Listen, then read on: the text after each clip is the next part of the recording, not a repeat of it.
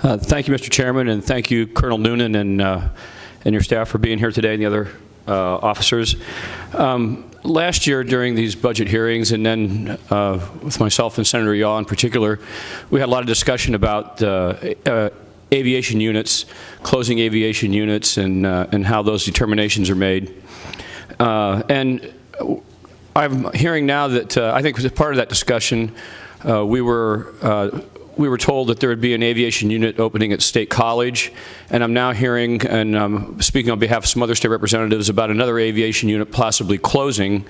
Can you give us sort of an update on the status of aviation units and how those decisions are made and how it impacts your budget?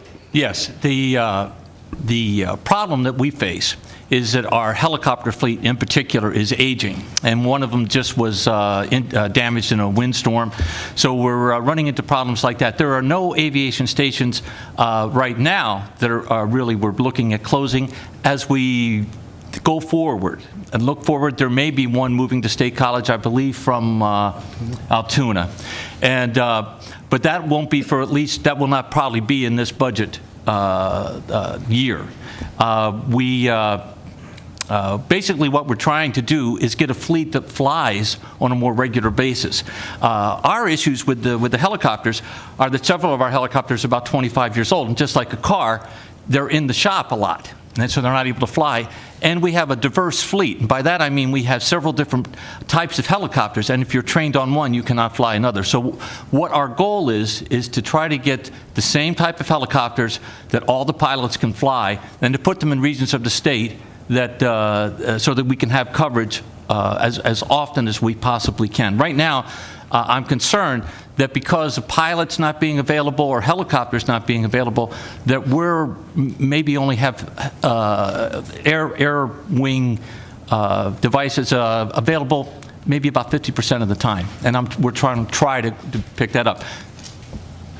And I understand and appreciate that, but one of the things that we were told last year was when the helicopter was moved from the Williamsport Montoursville area, that our coverage would still be the same, even though the airframe was obviously moving much farther away to Hazleton, but that there would be one in State College that would provide coverage in the central part of the state in the northern tier, and now we're hearing that that's not happening, and we're just a little concerned. We have a large land area up there that's now basically uncovered by helicopter coverage, and certainly not the way it was, and just wanted to express that concern.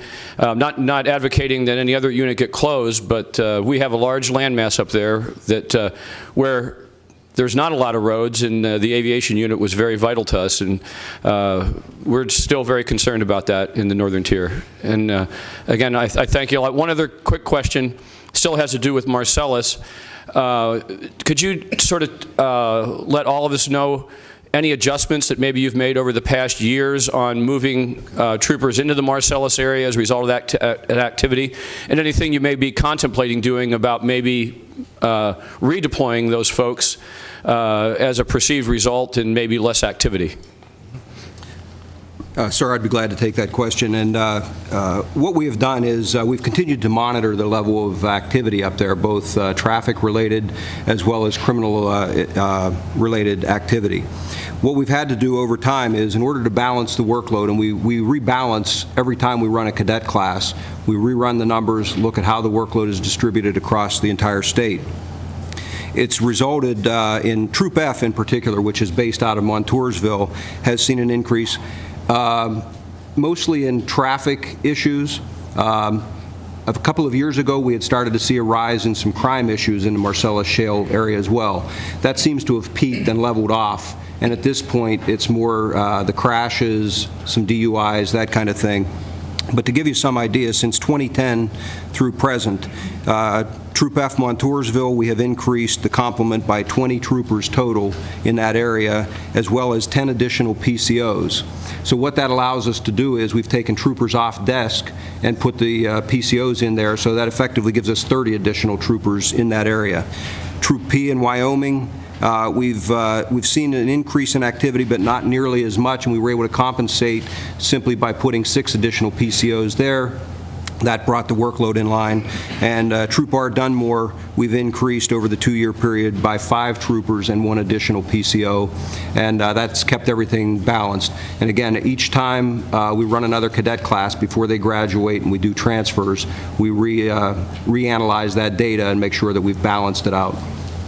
Thank you, Colonel Blevins, and we do really appreciate the support that we get. As a Montoursville native, grew up with Troop F, and know a lot of folks that work there. And you are the law enforcement agency in most of Lycoming County and in the rural counties. We really appreciate what you do. Thank you. Thank you.